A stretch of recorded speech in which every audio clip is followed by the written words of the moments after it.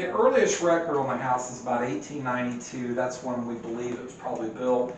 There was a guy by the name of Dr. White who lived here for 2 years, uneventful. He sold the house to a gentleman by the name of Dr. John Gibbons. Gibbons moved in the house with his wife Jessie. This would have been around 1894, 95.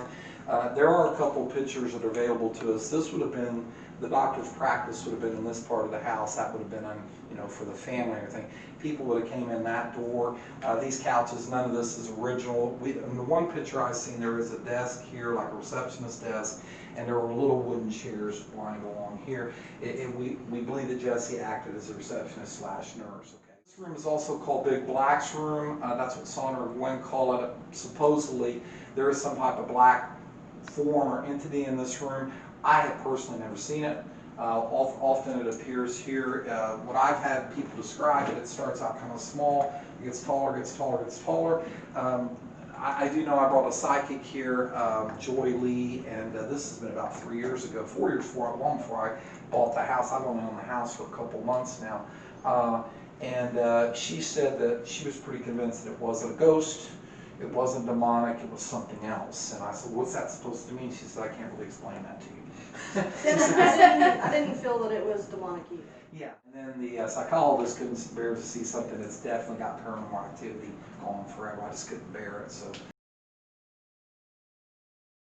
It's definitely got paranormal activity. It's definitely got paranormal activity. It's definitely got paranormal activity. It was in 1922. Rachel snuck downstairs. The Christmas tree was over there. As kids will do on Christmas Eve. She wants to see what she got for Christmas. No one knows if she knocked a tree over on her or just bumped into it, because the trees back then, there was probably no electricity in the house. They were probably lit with candles. And somehow or another, she caught her nightgown on fire. I guess a volunteer that worked here about 4 or 5 years ago swore that she got to this landing and looked up here, and behind this door, it's a glass door, she saw that standing there, and she painted it. And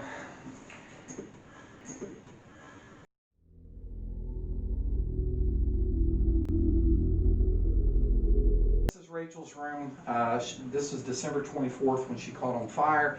The doctor, the closest hospital at the time was in Bloomington. What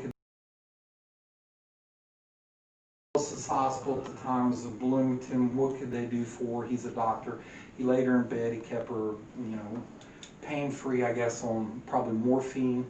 And she expired on December 27th, 3 days later. And I think they got all that documented in the local newspapers and stuff. Here's the thing that Joy Lee told me. I'm not trying to scare anyone. And she says, listen, Rich, she said, what is in this house, but pretending to be a little girl is not a little girl. It's something much darker, much more ominous. So don't get in Rachel's room and think it's safe in there. It's something in there. Just pretend to be a little girl. God doesn't let children walk the earth as ghosts. And that's just what one psychic said.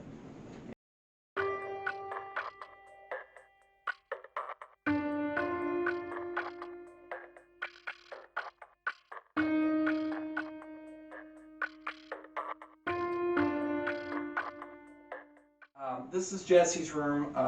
After Rachel died, the family actually had good news. Jessie got pregnant. They thought that they weren't going to have children, right? They couldn't. That's why I guess they adopted a couple times.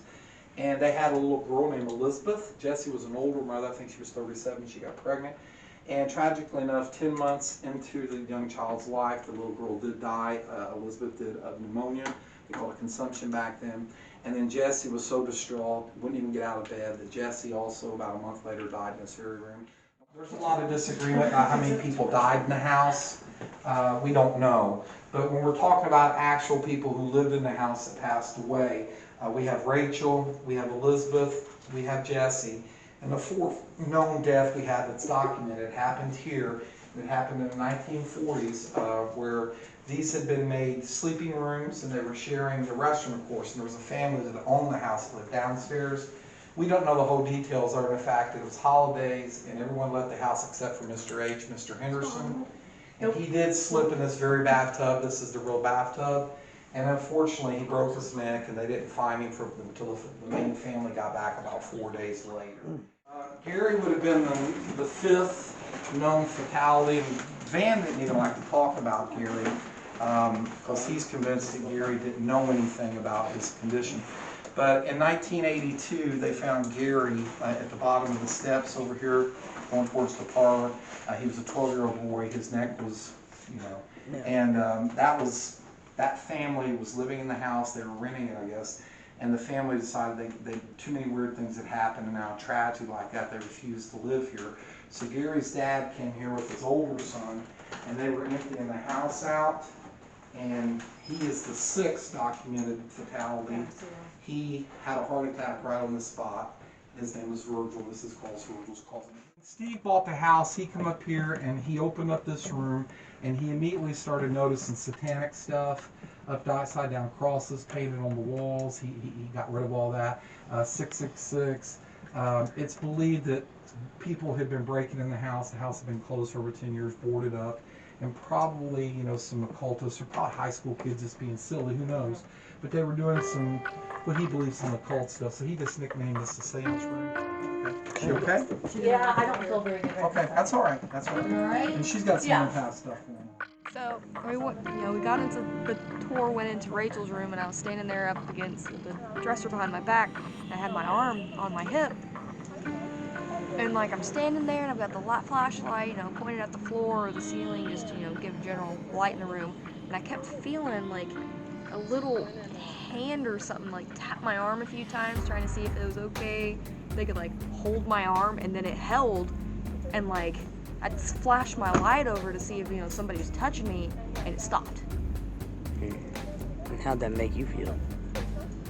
All right, okay. We just started too. Guys. That was just a tour too. It wasn't even dark outside yet. Welcome to Whispers.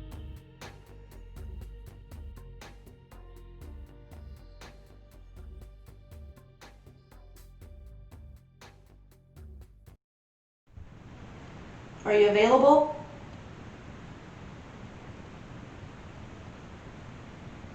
I have this constant kidney issue. Are you making my kidneys hurt?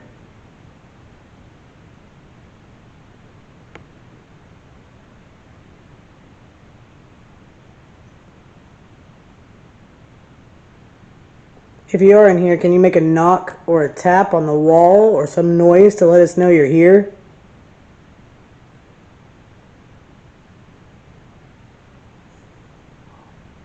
Did you just touch my face?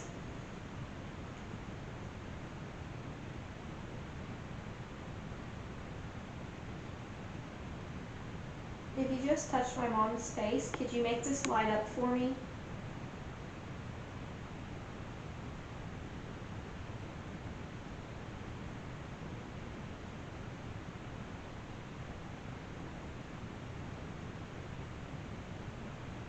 Just had a blip of light right between y'all. Is there anybody in here?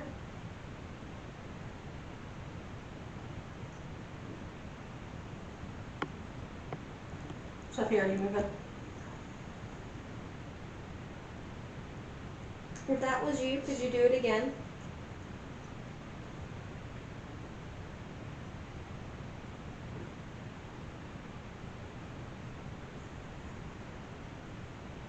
Well, thank you. Mom. Let's get a little closer. It's alright, Chris. I told you BPGBs. Alright. So now we're going to try a spirit box session. You can use that device Skyler has to communicate with us and answer questions. We would really like to hear from you. Is there anybody in here with us right now?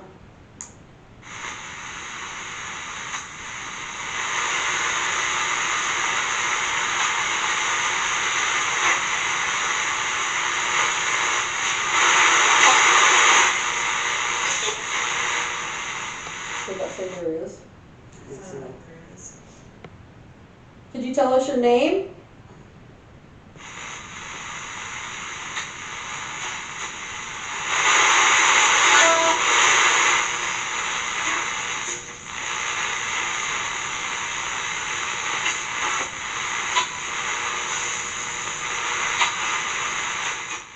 We didn't understand you.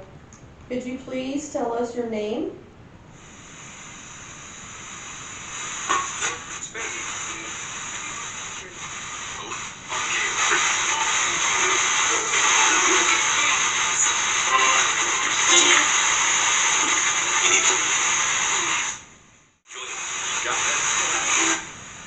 That's a doctor. If the doctor is in here with us, could you please say doctor?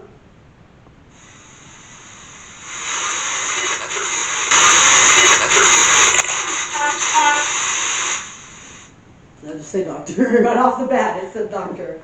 Alright. Thank you. That would be my.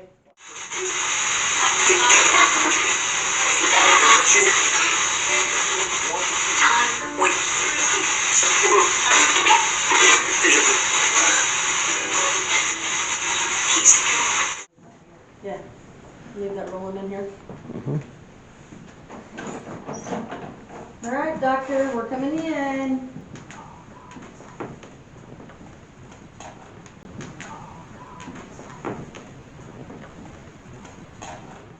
Here for you. And I'm gonna step in the bathroom, I think, and let y'all.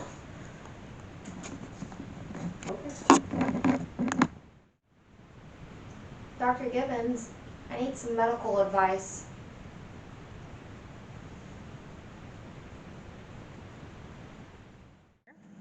On the bed. And I keep hearing these faint footsteps, so she thought maybe one of you guys had come in there, and I said, oh no, nobody's coming through the door. So I sat there for a few more minutes, and you keep hearing it. So we came out into that, like the waiting room area. Big Black's room. Yeah. And I said, I don't see anything. I said, you can hear because I was walking, like you can hear me walking on this floor. Door slams. The door slams. Slams. This door does not close. This door slams. So we're like, okay, we're gonna. I'm gonna go outside and have a cigarette because I wasn't quite ready for that just yet. Get close to the door to leave, and it's like something hits the door, and you hear it like rattle again. Like, yeah, leave, get out of here. Okay. So now we're here. Well, there's activity there.